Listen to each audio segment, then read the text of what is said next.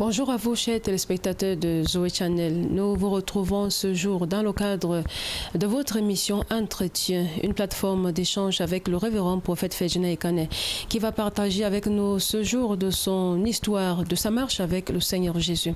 Homme de Dieu, bonjour. Bonjour. Voilà, nous sommes là ce jour. Voilà, nous sommes très heureux de vous accueillir, de vous recevoir encore dans le cadre de cette émission. Voilà, ça me va droit au cœur et ça me fait chaud au cœur. D'accord. Et vous êtes là pour partager avec nous votre histoire avec le Seigneur Jésus. Depuis combien d'années est-ce que vous avez cru? Disons, dans les années 94, donc ça fait environ 23 ans aujourd'hui. Et comment est-ce que vous avez rencontré le Seigneur Jésus? Parce que d'autres le rencontrent dans les songes, dans les visions, ou d'autres de façon directe. Disons, à l'époque, j'étais encore musulman lorsque le groupe Gédéon est venu distribuer le Nouveau Testament dans notre collège. Et puis, en tant que musulman, j'ai voulu prendre un Nouveau Testament pour le lire et découvrir les points névralgiques du christianisme pour mieux combattre les chrétiens dans mon collège. Mais seulement en lisant le Nouveau Testament, j'ai été convaincu et frappé par la doctrine du Seigneur Jésus-Christ, par son enseignement. Et j'ai tôt établi la différence qui est en réalité très grande entre le Coran et la Bible. Il y a beaucoup de versets bibliques qui m'ont marqué. Par exemple, dans Jean 14, verset 6, Jésus dit « Je suis le chemin, la vérité et la vie. Nul ne peut venir au Père que par moi. » Et il dit qu'il est le chemin, la vérité et la vie. Et dans la sourate Al-Fatiha, le Coran dit, le prophète Mohammed dit « Inna sirat al-mustaqim sirat al-lazi » C'est-à-dire, montre-nous le chemin de ceux qui n'ont pas encouru ta colère, mais de ceux qui ont trouvé grâce à tes yeux. Donc Jésus disait qu'il était le chemin et le prophète Mohammed demandait le chemin. Donc c'est une vérité qui m'a marqué profondément. Il y a eu beaucoup d'autres vérités dans la Bible qui m'ont marqué et qui m'ont convaincu que Jésus-Christ était le chemin, la vérité, la vie. Vous savez, par exemple, dans le Coran, on m'avait enseigné que Jésus-Christ n'était pas mort et donc il n'était même pas ressuscité. Or, Jésus dit dans toujours la Bible, dans Jean 11, verset 25, il dit « Ego imi anastasiskai ezohe, opison eis emeta poten ezosetai » Moi, je suis la résurrection, je suis la vie, celui qui croit en moi vivra ou ressuscitera vivant. Et j'ai aussi découvert dans la sourate de Mariam, au verset 33, où Jésus dit en arabe, il dit « Wassalamu alayya yawma wilitu wa yawma amutu wa yawma ubatu ayan, dalika isa mnu Mariama. » Il dit que la paix soit sur moi le jour où je suis né, le jour où je vais mourir et le jour où je vais ressusciter vivant. Et le Coran dit tel est Jésus, fils de Marie, parole de vérité dont il doute. Donc, il y avait beaucoup d'autres versets comme ça dans la Bible et le Coran qui en réalité prouvaient que Jésus-Christ était Dieu, qu'il était le Fils unique de Dieu et qu'il était le chemin, la vérité et la vie et que par lui, ceux qui croyaient étaient sauvés. Homme de Dieu, lorsqu'on lit Romains 8 qui parle un peu de la prédestination, et on lit aussi Jérémie 1 qui dit « Avant que tu ne sois conçu dans le sein de ta mère, je te connaissais ». Est-ce que vous pensez que malgré le fait que vous ayez été dans le Coran, vous ayez été choisi dans l'islam, que vous ayez été choisi pour marcher avec le Seigneur Jésus? Je pense que Dieu, dans sa préscience, nous connaît avant même que le monde ne soit créé. Parce que la Bible dit, l'apôtre Paul dit que Dieu a préparé ses œuvres d'avance pour nous avant la création du monde, pour que nous les pratiquions aujourd'hui en Jésus. Donc, quand j'ai découvert ces vérités, au lieu de jeter le Nouveau Testament, j'ai continué à le lire. Et un soir à 22h, j'étais au Colpro, collège protestant de Ngaoundéré, pendant que tous les étudiants étaient dans leur chambre parce que j'étais à l'internat. Alors je suis sorti, je me suis mis à genoux au couloir et j'ai confessé mes péchés.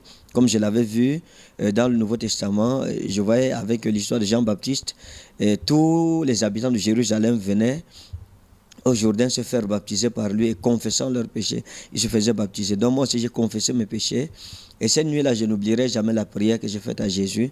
J'ai dit, si tu es vrai, et si ta parole est vraie, si ce que la Bible dit de toi est vrai, et si tu es vraiment le Fils du Dieu vivant, alors sauve-moi.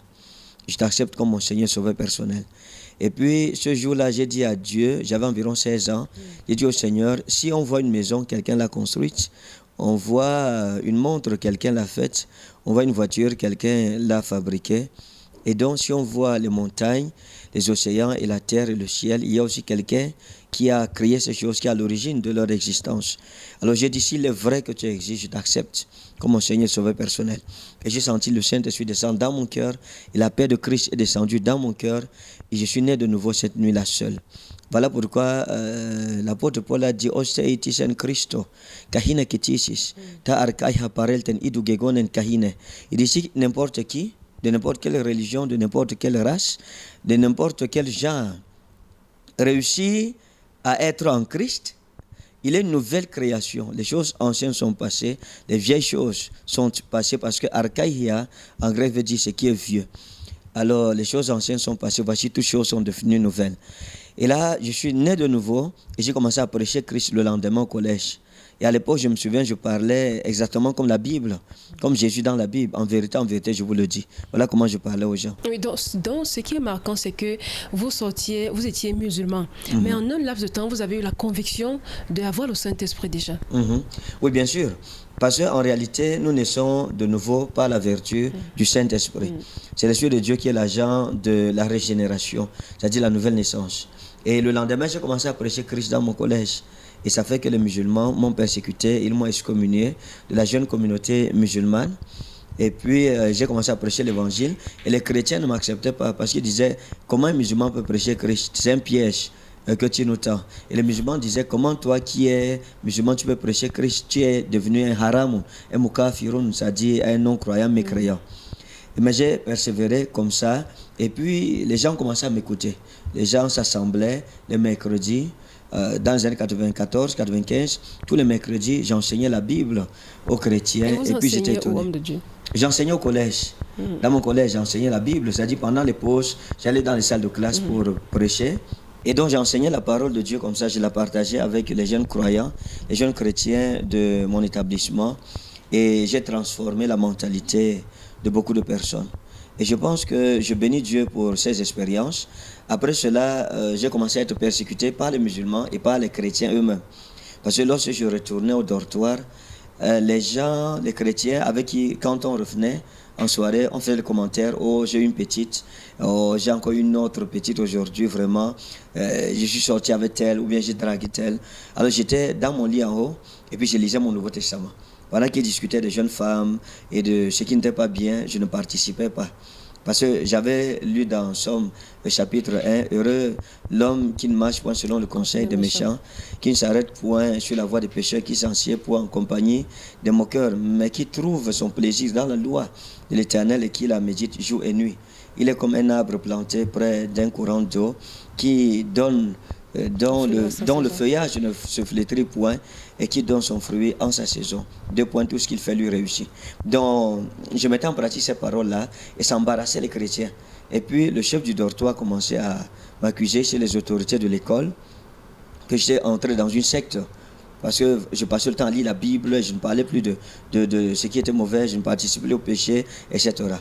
Et ce moment de persécution est fini et je suis allé en vacances à la maison. On nous a donné les vacances, je suis retourné à la maison et mon père a remarqué que j'étais toujours enfermé dans ma chambre.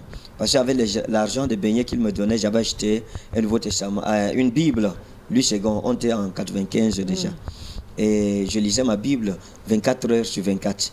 Ça veut dire, je la lisais, je sortais juste pour prier. Comme j'avais peur de papa, je priais toujours aux heures de prière comme un musulman. La prière du Fajr, la prière le Djoura, le Maghrib, le Djoura, l'Isha, etc. Donc je priais, mais c'est Jésus que je priais dans mon cœur. Je ne lisais plus le Coran, je ne récitais plus des sourates comme Al-Ikhlas ou bien Al-Fatiha, etc. Mais je priais le Seigneur Jésus-Christ. Voilà, je faisais le mouvement, mais en disant, oh Seigneur, vraiment, je suis heureux de t'avoir connu. Pourquoi tu m'as laissé longtemps comme ça sans te connaître? Donc c'était des moments extraordinaires. Et je mettais ma Bible, je la cachais sous mon matelas. Parce qu'il ne fallait pas que papa sache que j'avais introduit la Bible dans la maison. Et puis un jour, papa est revenu et j'étais dans la chambre.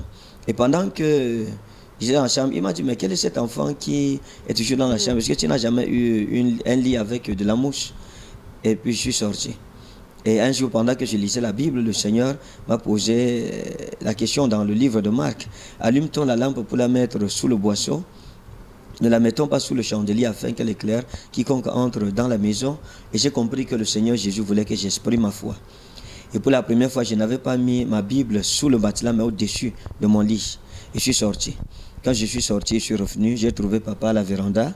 Il m'a demandé, Bagarois, parce que mon nom de famille c'est Bagarois, à qui appartient cette Bible? Je lui ai dit qu'elle est à moi, papa. Et il m'a dit, depuis quand tu es devenu chrétien? J'ai répondu ni en bien ni en mal. Et il m'a dit, Issa, ça dit Jésus, et Mohammed ne peuvent pas cohabiter dans ma maison. Il faut que tu choisisses un. Si c'est Mohammed, tu es mon héritier. Mais si c'est Jésus, ramasse tes affaires et va chez Jésus. Et je lui ai dit, papa, vis éternellement et que mon âme vive aussi. J'ai choisi Jésus-Christ. Et puis il m'a dit, entre dans la maison et puis ramasse tes cheveux et va-t'en. Voilà comment je me suis séparé de mon père. On était déjà en 97. On s'est séparés et après cela, on était en 95, on s'est séparés, il est mort.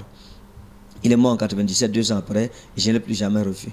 Donc, et entre-temps, avant qu'il ne me chasse, j'avais découvert une église à côté et j'escaladais le mur pour aller souvent à l'église. J'allais là-bas et les frères m'encadraient et puis parfois je le rencontrais sur la moto. Je le voyais avant qu'il ne me voie, je me cachais pour qu'il ne soupçonne pas que j'étais allé à l'église. Et parfois, c'est comme si à la fin, il ressentait que j'allais dans une église. Et donc quand je sortais, parce que ma chambre avait 2 portes, une porte arrière, une porte qui donnait au salon. La porte arrière, c'était le clou, avec le clou que je fermais à l'intérieur. Donc quand je sortais, je tirais le clou avec une brindille. J'escaladais le mur et puis je partais à l'église. Et quand je revenais, j'escaladais encore le mur, je prenais une brindille et je descendais mon clou et puis j'entrais et je lisais ma Bible. J'avais un grand cahier de plus de 360 pages et c'était les méditations, tout ce que je recevais du Seigneur et puis le Seigneur me parlait.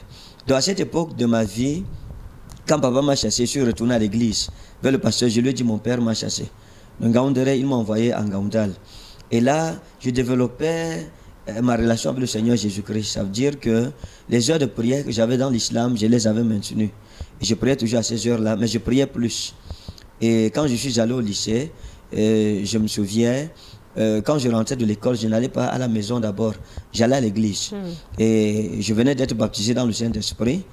Parce qu'après 3 mois de foi, j'ai été baptisé dans le Saint-Esprit, rempli de l'Esprit de Dieu et baptisé et rempli du don de diversité des langues. Et donc, je quittais du lycée, je passais d'abord dans la maison de l'Éternel, mon Dieu. Et puis, je parlais avec lui, je causais avec lui, je priais pendant 3 heures de temps en langue. Parce que j'aimais tellement prier en langue que j'étais constamment excommunié par mon pasteur. Et la cause, c'était l'excès de parler en langue. Je me souviens à cette époque, j'ai demandé au jeune frère, qu'est-ce que tu fais? Et puis tel disait, je ne suis pas occupé. Il lui disait, allons prier. Et puis on partait prier, et puis on engageait la prière, 1 heure, on prie, 2 heures, on prie. Et je me mets à prier en langue et j'oublie que je suis avec le frère. Et finalement, il se lève, il me laisse continuer la prière. Et puis, après, quand on demandait, frère, qu'est-ce que tu fais? Il dit, je suis très occupé. Parce qu'il savait qu'on allait aller prier, et puis j'allais le laisser là-bas. Donc, et pendant que je priais, j'ai eu la grâce que le Seigneur Jésus-Christ m'apparaissait régulièrement. Et puis il m'encourageait. Je me souviens que j'étais dans la jeunesse et que le président des jeunes qui était pour moi un modèle a confessé un jour qu'il était sorcier. Et ça m'a ébranlé. Et donc, comme ça m'avait ébranlé, j'ai décidé d'abandonner le christianisme et m'en aller. Et puis, la nuit, pendant que je dormais, j'avais déjà fait mes sacs. La nuit, le Seigneur Jésus m'a apparu. Il m'a dit, pourquoi est-ce que tu veux fuir? Reste, c'est moi qui t'ai appelé pour une mission que je veux que tu accomplisses. Regarde, prends ce qui est bien et rejette ce qui est mauvais. Mais c'est moi qui t'ai appelé. Et c'était comme ça. Et quand mes heures de prière arrivaient, parfois, quand j'étais fatigué, le Seigneur m'apparaissait en vision. Il disait, Ferdinand, lève-toi et prie. Je me souviens, un jour, le Seigneur m'avait dit de prier. Et puis, il disait, Seigneur, je suis trop fatigué. Et puis, je me suis endormi. Et à l'heure de prière, le Seigneur Jésus m'a apparu, il m'a dit, Ferdinand, à l'heure où tes frères et tes sœurs dans le monde entier sont en train de m'adorer, toi tu dors. Est-ce le nouveau comportement que tu as devant l'Éternel, ton Dieu? Lève-toi et prie. Et je me suis levé et puis je me suis mis à prier. Donc il y avait beaucoup de choses comme celle-là qui me distinguaient. Et à l'école, je me souviens, avant d'arriver en classe, pendant les examens, j'ai demandé au Seigneur Jésus, Père, qu'est-ce qui va venir à l'examen? Et le Seigneur m'a envoyé un ange la nuit qui me montrait les épreuves qui allaient venir. Ça fait que je sortais toujours premier. Et mon deuxième avait la sous-moyenne. Pendant que j'avais 14 de moyenne, le deuxième venait avec 9 de moyenne. Et oui, homme de Dieu, ce qui est marquant dans votre histoire jusqu'ici, c'est que cette capacité, cette détermination que vous avez eue dans la marche avec le Seigneur Jésus. Parce que l'on se souvient, lorsqu'on rencontre des gens aujourd'hui, il y a des gens peut-être après 1 an, 2 ans de marche avec Christ, ils se plaignent toujours, le Seigneur ne me parle pas, je ne sais pas comment le Seigneur me parle. Mais vous, juste en lisant les Saintes Écritures, vous avez eu la conviction qu'à tel ou tel niveau, le Seigneur me parle. Et ça vous a permis d'avancer jusqu'à voir des apparitions du Seigneur Jésus. Et qu'est-ce que vous pouvez dire aujourd'hui lorsque vous voyez les jeunes marcher avec le Seigneur et souvent de tout le temps on se plaint, est-ce que c'est un manque de foi? Écoutez, la Bible dit sans la foi il est impossible de lui être agréable. Car il faut que celui qui s'approche de Dieu croit que Dieu existe et qu'il est le rémunérateur de ceux qui le cherchent. Vous voyez, vous ne pouvez pas servir Dieu si vous ne croyez pas en lui. Et la Bible parle d'Abraham dans Romains 4, il dit que Abraham a marché devant le Dieu auquel il a cru. Donc il faut croire en Dieu. Et je dis souvent, il ne faut pas être chrétien, il faut être un croyant, un chrétien croyant. Et puis, je me souviens, dans ces moments de ma vie là, j'ai cru dans une église très traditionnelle, c'est-à-dire la vraie église de Dieu. Elle est très traditionnelle. Et ça fait que aller à l'hôpital, c'est un problème. Quand vous partez à l'hôpital, vous revenez, c'est un problème, sincèrement. Même si on ne le reconnaît pas officiellement, nous, on a vécu cela. J'ai été excommunié parce que je suis allé à l'hôpital. Donc, lorsqu'on est malade, on ne doit pas aller à l'hôpital. Oui, il faut la foi. Il faut la foi. Voilà. Donc, ça fait que, à un certain moment, j'ai commencé à avoir les problèmes. Je suis tombé malade. Et l'église m'a rejeté à cette époque-là. Les frères m'ont rejeté. Et ils disaient que c'était mes péchés qui m'avaient rendu malade. J'ai dit souvent que mes plus grands combats dans ma marche avec Dieu ne sont pas venus de Satan ou bien des païens, mais des frères de l'église, de ceux qui s'appellent enfants de Dieu ou bien serviteurs de Dieu. Donc j'ai connu des moments très très difficiles dans la foi. En sorte que si Jésus-Christ ne m'apparaissait pas personnellement, je ne serais plus chrétien aujourd'hui, je serais retourné dans l'islam. Et puis dans ces moments difficiles de ma vie, je n'avais que le Seigneur vers qui me tourner et puis je me suis découragé. Et je suis retourné, j'habitais avec mon père spirituel, mon pasteur, et puis sa femme m'a expulsé de la maison. Je suis retourné chez une tante musulmane qui m'a accueilli. Elle m'a donné la chambre de son fils qui venait d'avoir le bac, et moi je venais d'avoir le probatoire. Donc j'allais en terminale, lui il est parti à l'université. Et puis dans ces moments difficiles, je partais à l'église de temps en temps, parce que j'étais découragé, j'étais déboussolé. Et j'étais gravement malade, j'étais malade. Et à l'époque, je me souviens, avant d'être malade, quelque chose s'est d'abord passé. Avant d'être malade, j'avais eu des problèmes avec mon pasteur et sa femme m'a expulsé. Je suis parti chez ma tante. Et étant chez ma tante, à l'époque, le Seigneur, mon Dieu, m'avait interdit de porter le vêtement de quelqu'un d'autre, de me laver dans le seau de quelqu'un d'autre, de porter les mêmes chaussures que quelqu'un d'autre. Le Seigneur m'avait dit, je t'ai mis à part pour me servir. Donc tu es un nazir. Et donc, le Seigneur m'avait interdit de manger chez les gens. Donc je ne mangeais pas chez les gens. Donc il y avait une discipline rigoureuse que je respectais. Il a dit que je respectais, je la respecte encore jusqu'à aujourd'hui. Et donc finalement, j'avais une camarade de classe qui était dans mon groupe d'études et sa mère m'a appelé et son père était le commandant de brigade de Ngaoundal à l'époque. Et sa mère m'a appelé, elle m'a dit, ah, ton père, mon mari, est chef du village, il a été nommé chef du village, donc maintenant il est retourné au village. Et nous sommes restés entre nous, les femmes. Et je voudrais que tu viennes rester avec nous, dormir à la maison le temps que ton père revienne. Et puis j'ai accepté. Mais avant d'accepter dormir chez elle, j'avais d'abord mangé chez elle un soir. Elle a fait un bon couscous avec le pigeon bien pimenté. Donc vous avez transgressé. Oui, et j'ai mangé ce jour-là. Et quand j'ai fini de manger, quand je mangeais, personne ne parlait. Quand j'ai fini de manger, elle s'était criée. Ferdinand, tu as mangé chez moi? Est-ce que ça va bien entre toi et ton Dieu? Et puis j'étais confus. J'ai dit oui, ça va bien. Mais je savais que ça n'allait pas bien. Donc c'est après cela qu'elle m'a proposé de venir dormir chez elle. Et donc j'ai accepté. Et je dormais au salon. Elles m'ont mis le matelas. Je me lavais dans leur seau. J'utilisais le même savon qu'elle. Et puis le même babouche qu'elle, etc. Je partageais tout avec elle. Et j'ai dormi là-bas 1 jour, 2 jours. Le 3e jour, le Seigneur Jésus-Christ m'est apparu en vision. Et dans cette vision nocturne, le Seigneur pleurait.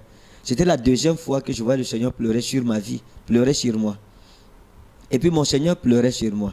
Et il m'a dit, Ferdinand, à cause de la faim, à cause de la misère, à cause de la disette, tu as bafoué les principes qui faisaient ta force. Et où le nom de l'Éternel, ton Dieu, était glorifié à cause de toi. Maintenant, son nom est blasphémé à cause de toi. Le Seigneur m'a dit, parce que tu as agi ainsi, voici t'arrivera un malheur tel que tu te regarderas dans un miroir et tu secoueras la tête en demandant, est-ce bien moi? Tel que ceux qui t'ont connu te verront, secoueront la tête sur toi et demanderont, est-ce bien là, ce garçon glorieux que nous avons connu? Et puis, je me suis réveillé. Au lieu de me repentir du fond de mon cœur, j'ai fait une prière légère. Ô Seigneur, tu sais, la chair est faible et l'esprit est bien disposé. Et puis, je me suis rendormi. Et au lieu de quitter leur maison et prendre un temps de jeûne, de prière, de repentance devant mon Seigneur, je suis resté et j'ai continué parce que j'avais la nourriture là-bas. Et si je partais, je n'aurais pas à manger. Et puis, je m'en suis allé. Et je suis resté quelques temps, après je suis parti. 2 semaines après, j'ai commencé à sentir que quand je riais, j'avais comme si ça me démangeait à l'intérieur. Et puis après cela, c'était des douleurs. Et finalement, je suis tombé gravement malade. Mes poumons se sont perforés, mes intestins se sont perforés et mon ventre s'est ballonné. Et j'ai maigri. Et les gens disaient que j'avais le VIH. J'ai maigri et mes yeux étaient rentrés dans leur orbite. Et puis, mon ventre est sorti comme celui d'une femme enceinte. Il y avait un miroir dans ma chambre. Et j'avais fait près de 6 mois dans cette chambre, mais je ne m'étais jamais miré devant ce miroir. Je ne peux pas l'expliquer encore aujourd'hui. Mais un matin, avant d'aller à l'école, je faisais la classe de terminale. Avant d'aller à l'école, j'ai dit, il faut que je me mire. Donc, je me suis retrouvé devant le miroir. Et puis, quand je me suis vu dans le miroir, dans la glace, j'étais fini. Mon aspect usurilocal et jugal était squelettique. Mes yeux étaient rentrés dans leurs orbites. Et j'étais comme un cadavre, comme un mort vivant. Et j'ai sursauté devant le miroir. Et j'ai demandé, est-ce bien moi? Mais je l'avais fait inconsciemment. Et après, quand je partais au lycée, les gens m'arrêtaient en route. Ils disaient, Ferdinand, je m'arrêtais. Ils secouaient la tête sur moi. Et ils chantaient des complaintes. Et ils me demandaient, est-ce bien ce garçon glorieux que nous avons connu ici? Qu'est-ce qui t'arrive, Ferdinand? Et c'est ainsi que s'accomplit toute la mauvaise parole que l'Éternel, mon Dieu, avait déclarée à mon sujet. Et dans ces moments difficiles, l'Église m'avait rejeté. Et j'étais mourant. Et donc j'ai quitté Ngaoundal. Je suis retourné à Ngaoundéré, dans ma grande famille musulmane. Pas d'hôpital. Oui, là je n'étais pas allé à l'hôpital. Mais je suis allé à Ngaoundéré pour l'hôpital. Donc ma famille non chrétienne, c'est-à-dire musulmane, m'a donc pris. Et ils m'ont emmené à l'hôpital. Et ils m'ont dit, on t'avait dit, les chrétiens c'est des fausses personnes, regarde, c'est des hypocrites. Ils sont où maintenant? Tu es malade, ils t'ont rejeté, ils t'ont utilisé, ils t'ont rejeté. C'est nous qui prenons soin de toi. On t'a dit, redeviens musulman, il y a tes soeurs à Garo, on te trouve une d'entre elles, tu les pousses et puis c'est bon quoi. Et puis je comprenais ce qu'ils disaient et puis ça avait une certaine pertinence à mes yeux. Et j'ai vu tout le mal que l'Église m'avait fait. J'ai vu toute la douleur, toutes les blessures que j'avais supportées et endurées. Et donc, j'ai pris un engagement et j'ai dit, je ne mettrai plus jamais mes pieds dans une église. Et je suis resté dans la chambre, dans une des chambres de la maison de mon père. Et je suivais mon traitement et on m'a prescrit des antibiotiques et ça allait mieux. Le dimanche qui suivait mon retour à la maison, c'est-à-dire une semaine après que j'étais à la maison, le dimanche, je ne suis pas allé à l'église le matin. La nuit, pendant que je dormais, 2 anges du Seigneur me sont apparus. En fait, c'est les anges que l'Éternel a envoyés pour me garder tout au long de mon pèlerinage sur la terre, pendant que je traverse la terre, avant de passer par le chemin de toute la terre. Et ces 2 anges de l'Éternel me sont apparus. Et puis l'un s'est tourné vers moi. Il était vêtu de blanc avec la tête couverte, comme les femmes musulmanes. Voilà. Et l'un d'eux s'est tourné vers moi, il me regardait en face, et l'autre lui regardait droit devant lui. Et il m'a demandé, Ferdinand, pourquoi tu n'es pas allé à l'église? Et je lui ai dit, c'est parce que l'église est loin. Il m'a dit, c'est pas vrai, dis-moi la vérité. Pourquoi tu n'es pas allé à l'église? Et puis je lui ai dit, mon Seigneur, j'ai été malade. Et au lieu que mes frères me soutiennent dans ma détresse, ils m'ont plutôt saboulé, houspillé. Et puis ils m'ont abandonné, ils m'ont traité de pécheur, et ils ont dit que c'est la conséquence de mes péchés. Et j'ai reçu comme une épée plantée dans mon cœur. J'ai donc décidé de ne pas aller à l'église.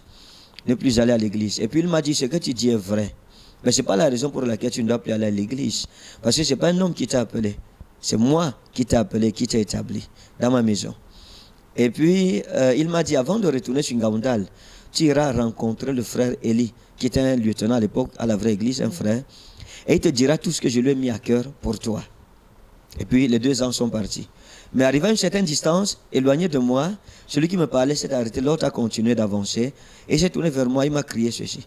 Il m'a dit, et n'oublie jamais ceci, une fois pour toute ta vie, garde-le.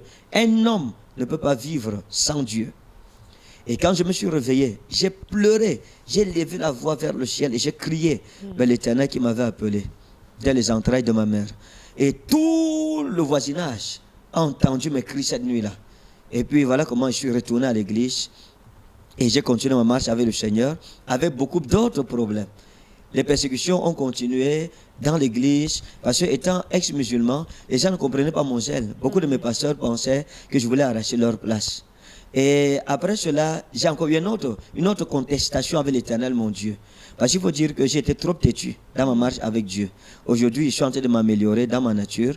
Et c'est un avantage que Dieu m'a donné, mais qui parfois a tourné contre moi. Et donc, à l'église, je me souviens, je suis retourné, quitté de Ngaoundal pour rentrer en Ngaoundéré. Et quand je suis arrivé en Ngaoundéré, j'étais le président de la jeunesse. Et puis, on avait une nuit de prière. Et mon pasteur dirigeait la prière et il dormait. Et cette nuit-là, le pasteur régional de la Damawa était malheureusement là pour moi. Et mon pasteur sur place dirigeait la prière et il dormait. Et donc quand il priait, je ne répondais pas Amen. Et mon pasteur régional a arrêté la prière, m'a dit Ferdinand, j'ai remarqué que quand ton pasteur prie, tu ne réponds pas Amen. Parce que vous estimiez que... Oui, que ce n'était pas un bon exemple pour moi. Je ne peux pas répondre Amen à quelqu'un qui dormait en priant. Donc, et j'ai dit, ah bon, pasteur. Il a dit, le pasteur régional m'a dit, Ferdinand, j'ai remarqué que tu ne réponds pas Amen à la prière de ton pasteur, de ton père. J'ai dit, oui, papa, c'est vrai. Il m'a dit, pourquoi? J'ai dit que si lui, qui est mon père, il prie en dormant, quel héritage il veut me donner? L'apôtre Paul a dit, ce n'est pas aux enfants de garder un héritage, d'amasser un héritage pour leurs parents, mais c'est aux parents d'en amasser pour leurs enfants. Et donc, mon pasteur régional a dit, ok, d'accord, comme tu l'as fait, tu seras excommunié. Ils m'ont donné excommunié. Et donc, étant excommunié, c'est moi qui ai interprété en Fulani, c'est-à-dire en Fulfulde à l'église, le dimanche. Moi aussi, je me suis révolté. Ils m'ont demandé que tu vas quand même interpréter, mais tu seras au dernier banc.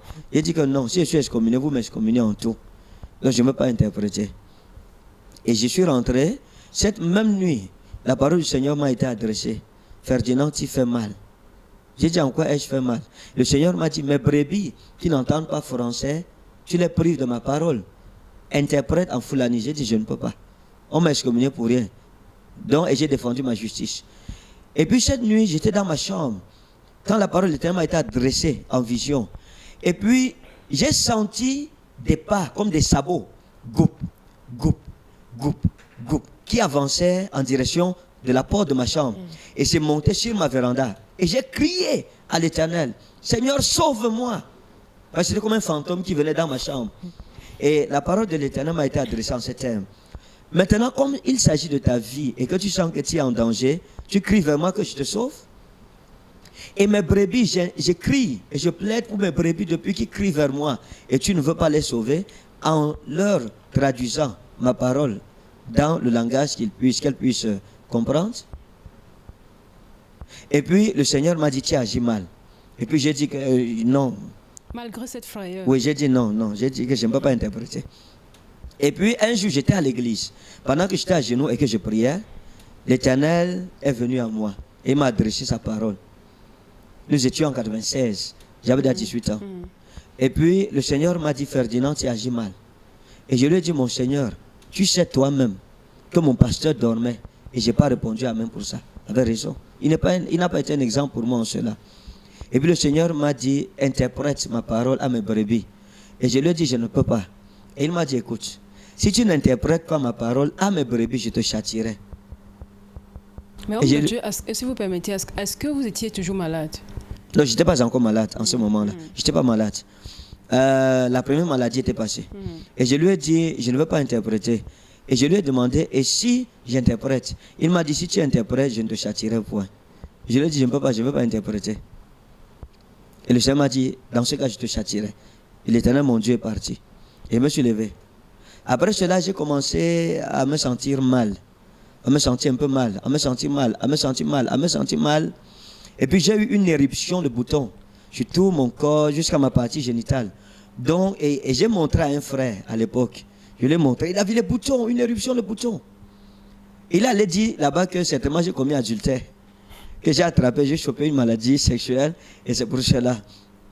Et c'est pour cela que parfois nous jugeons les gens sans connaître les profondeurs de leur relation avec Dieu. Et puis, j'ai commencé à perdre connaissance à l'église. Donc je restais, je tombais, je m'évanouissais. Voilà comment j'étais alité. J'étais couché dans notre maison, dans notre chambre. Mais j'ai demandé aux frères, je leur disais, s'il vous plaît, les jours de réunion, les dimanches, je vous en prie, portez-moi dans mon matelas et amenez-moi à l'église. On me transportait de la maison dans mon matelas, on m'amenait à l'église, on me faisait coucher derrière pour que je crie vers l'Éternel, mon Dieu. Mais je refusais toujours d'interpréter, malgré cela. Et puis, maman est venue me prendre, elle m'a ramené à Damphili, dans sa maison, parce qu'elle était mariée à un musulman à l'époque. Elle aussi était ex-musulmane. Elle est ex-musulmane. Donc, elle m'a ramené à la maison et j'ai fait 9 mois de maladie. 9 mois de maladie.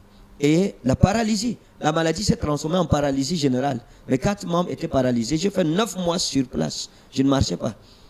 9 mois, c'est ma petite soeur qui l'avait jusqu'à mes sous-vêtements. Et mes pieds ont enflé. Et au-dessus de mes pieds, il y avait des blessures, comme des puits dans la chair.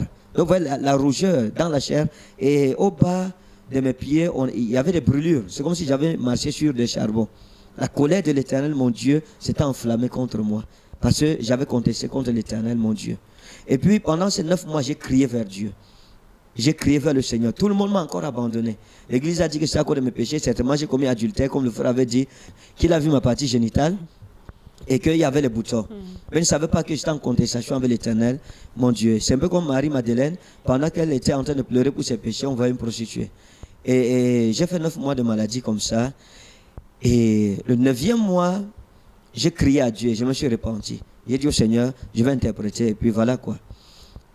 Et puis j'ai dit au Seigneur, parle-moi, pas ta parole. J'ai ouvert ma Bible 3 fois, elle ne disait rien qui me concernait en vérité.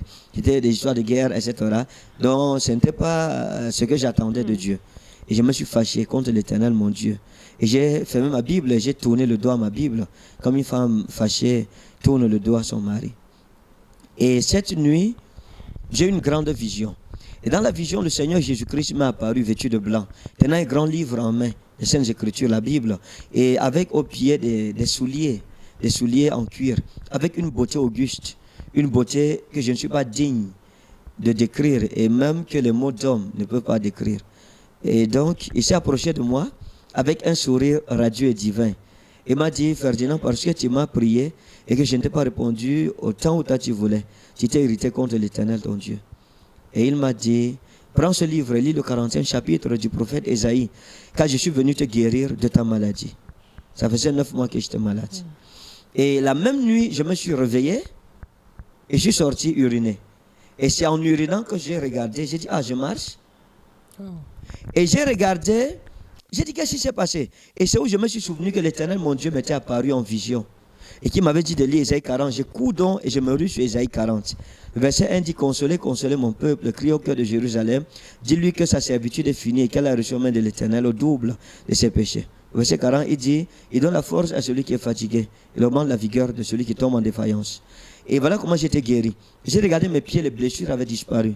Au bas de mes pieds, il n'y avait plus de brûlures. Et puis le matin, maman était à la véranda lorsque je suis sorti. Et tout le monde a crié. Qu'est-ce qui s'est passé? J'ai dit, le Seigneur m'a visité la nuit. Dans cette période, on avait annoncé que j'étais mort. Je me souviens un jour, j'étais dans ma chambre. Ça a été un moment de retraite spirituelle pour moi. J'ai passé plus de temps. Je n'ai jamais prié dans ma vie comme cette époque-là. Donc la plupart du temps, j'étais dans la Bible et la prière. La Bible et la prière. Et quand je dis que je priais, ce n'était pas prier 30 minutes. C'était des heures et des heures. Je pouvais m'arrêter parfois. Je commence la prière à 19h. Je finis la prière à 6h du matin sans dormir. Et ça régulièrement. Et donc, un jour, maman est entrée. J'étais en train de prier. J'étais couché. Elle m'a appelé. Je n'ai pas répondu parce que je priais. Et puis, elle m'a touché. Je n'ai pas bougé. Elle est sortie. Elle s'est mise à crier. Et j'ai fini la prière. Et puis, j'ai dit, maman, je priais. Elle est revenue. Elle était très remontée contre moi. Elle m'a dit, mais, je crois que tu es mort. Quand on t'appelle, même si tu pries, bouge au moins l'orteil pour dire à ta vieille mère que tu es vivant. Et donc, c'était un peu ça. Et beaucoup d'autres choses, beaucoup d'autres grâces avec le Seigneur Jésus. Tout ce que je veux dire, c'est que Jésus-Christ est vrai. Il n'est pas une histoire. Jésus n'est pas une invention. Jésus est réel. il n'a pas changé. Il est le même, comme la Bible le dit, hier, aujourd'hui, éternellement. Hébreux 13, verset 8. Voilà, homme de Dieu, lorsque on vous entend parler, et déjà lorsqu'on se souvient de comment est-ce que vous avez l'habitude de parler dans vos prédications, vous racontez votre enfance, même votre naissance comme un mystère, et vous parlez de cette nuée déjà qui envahissait la chambre lorsque vous étiez bébé. En fait, c'est pas moi qui parle. Je pense que vous avez suivi le témoignage de maman. En effet. Oui, maman dit que lorsque je suis né, et elle est rentrée à la maison de l'hôpital. Et la première nuit, elle s'est réveillée. Vers 2h, 3h du matin, elle a trouvé une grande nuée dans la chambre. Elle s'est dit que c'était les voisines qui préparaient. Elle a justifié ça comme ça. Le deuxième jour, la même chose s'est encore passée. Ça veut dire qu'elle voyait l'ampoule loin, c'était sombre. Il y avait une épaisse fumée. Donc elle pensait que c'était la fumée. Parce qu'elle était païenne, elle ne connaissait pas ces choses-là. Et la troisième nuit, elle a encore demandé de sortir la nuit. Les gens ont dit, mais est-ce que nous on prépare la nuit? Tu as vu quelle femme préparait à 2h, 3h du matin ici. On était à Garo à l'époque. Et elle dit donc que la troisième nuit, elle a dit qu'elle va voir d'où ça vient. Donc j'étais couché derrière elle et elle a fermé un œil. Elle dit vers minuit, 1h du matin, il y avait un canari au coin du mur où on mettait de l'eau, mais il n'y avait pas de l'eau. Derrière le canari, elle dit que la nuée a commencé à monter. C'est-à-dire en respectant le mur, le coin du mur.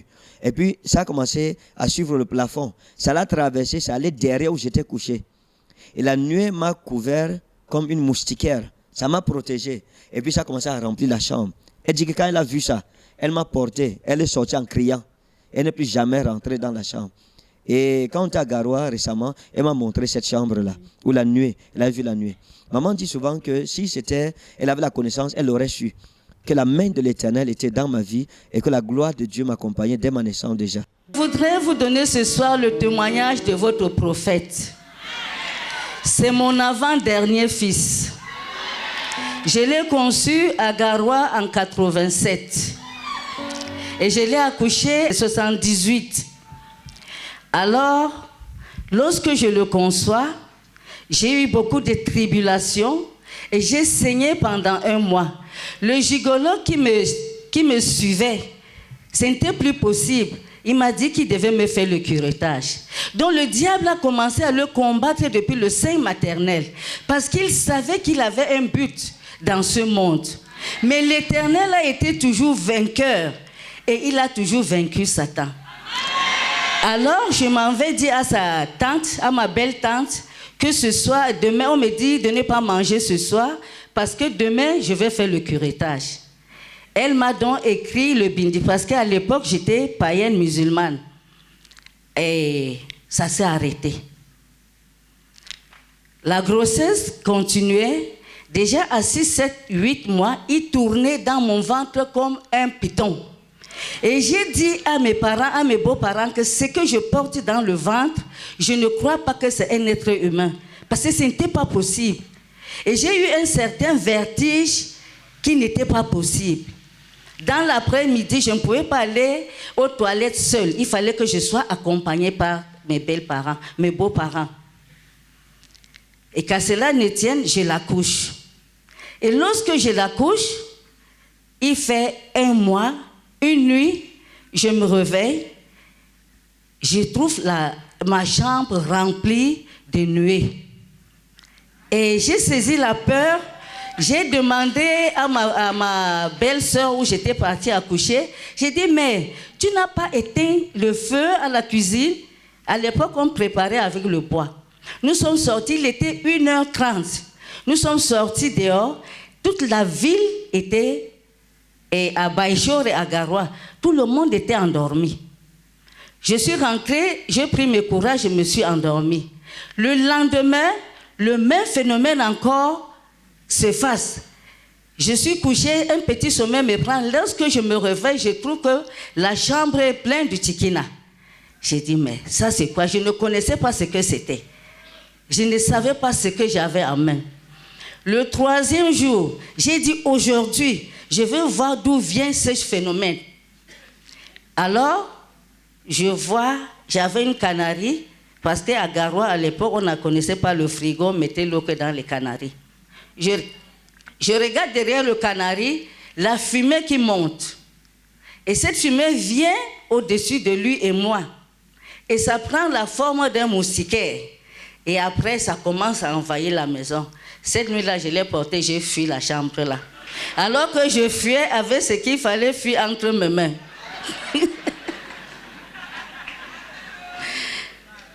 Alors, il grandit, 3 ans, 4 ans.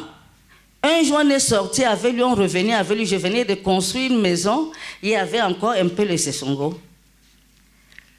Lorsque il était devant moi, je vois un serpent qui sort. Lorsque le serpent le voit, le serpent devient inoptisé. Le serpent ne bouge plus. J'ai dit, ça c'est quoi ça? Deuxième fois, je vois encore un serpent devant lui. Le serpent encore pique la tête à terre, était inoptisé. Donc quand le serpent le voyait, le serpent ne bougeait plus. Pas 1, pas 2, pas 3, pas 4. Le 5e serpent, parce que quand il décidait de faire quelque chose, même si tu es qui, tu lui dis que non, ne fais pas ça, il n'accepte pas. Il doit faire ce que ton cœur veut. Alors ce jour-là, c'était vers 18h, un autre serpent l'a vu. Et le serpent a fui aller se cacher derrière. Lui, il savait que comme ce serpent l'a vu, le serpent ne doit plus bouger où il est. Je l'ai supplié parce qu'il ne sentait pas facile. Il a quand même accepté. Le matin, il part à l'école. Dès qu'il revient, il jette son sac. Il part derrière où il y avait ce bois où le serpent est entré. Il part, il dégage le bois là. Le serpent là était là, il ne pouvait plus bouger. Donc, qu'est-ce que je vais vous dire, frères et sœurs? C'est quelqu'un que Dieu a appelé depuis le sein maternel. À 5 ans,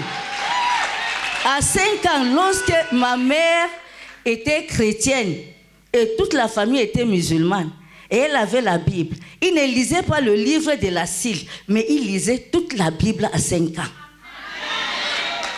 Il lisait toute la Bible à 5 ans.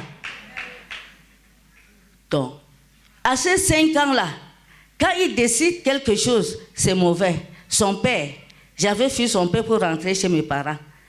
Un mois, il me suivait avec la machette. Mon père.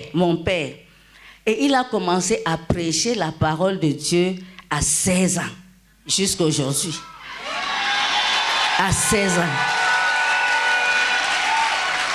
Donc, je voulais juste vous donner d'abord un avant-goût de celui que vous aviez comme prophète. Il est appelé depuis le sein maternel. Et le diable l'a beaucoup combattu, tellement combattu. Mais l'Éternel a toujours combattu pour lui et il a remporté la victoire. Et cette victoire est pour vous. Et cette victoire est pour ceux qui viendront encore. Et cette victoire est pour la nation du Cameroun. Et cette victoire est pour tous les Camerounais, pour l'Afrique, pour l'Europe, pour l'Asiatique. Au nom de Jésus, soyez bénis.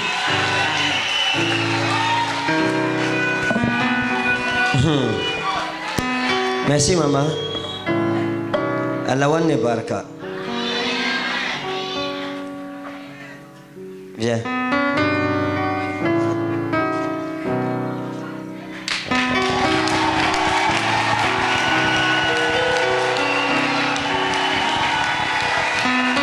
Et vous voyez, aujourd'hui encore, la gloire de Dieu est cette nuée, la Shekinah en fait. C'est ça qu'on appelle la Shekinah dans la Bible.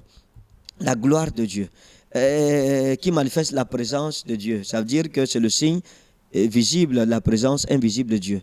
Aujourd'hui encore, cette gloire m'accompagne. La nuée m'accompagne. Il peut arriver ici à la maison que je prie. Je prie pendant une nuit, je prie, et la nuée remplit le camp. Je parle de ma maison. La nuée remplit tout le camp. Et elle n'est pas ailleurs. C'est seulement dans le camp.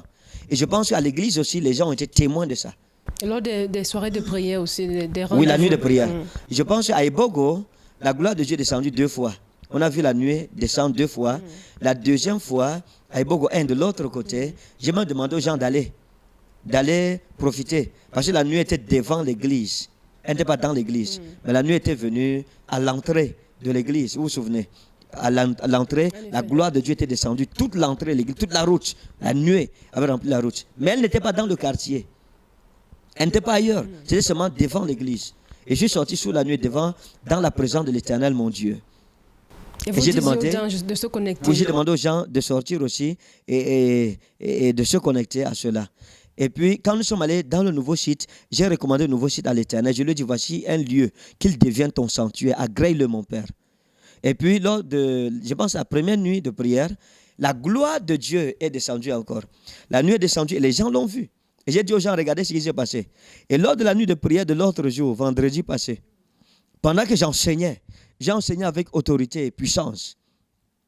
Et le nom de Jésus a été glorifié, exalté dans l'enseignement. Et le Seigneur a approuvé l'enseignement que j'avais donné à son peuple et à son héritage. Et la gloire de Dieu est descendue. Et le roi est descendu dans le camp. Et j'ai dit au peuple, le roi est dans le camp. Vous voyez, c'est des choses vraies. C'est des choses réelles, c'est des choses... Dieu est encore vrai. Et Dieu est encore... Dieu est vivant et réel. Lorsque le Seigneur m'appelait à son service, il m'a dit, tu as remarqué que partout où tu es passé, c'était en vision. Partout où tu es passé, tu as été distingué parmi les jeunes gens de ton âge. C'est parce que j'ai mis un signe sur toi pour ce temps-ci, car voici venu le temps de l'encre plein. Je pense que ce sont ces signes qui accompagnent mon ministère. Je suis allé un jour rencontrer le prophète Martial Séné dans son église. On s'est mis à prier. Nous avons prié tellement que les enfants sont sortis.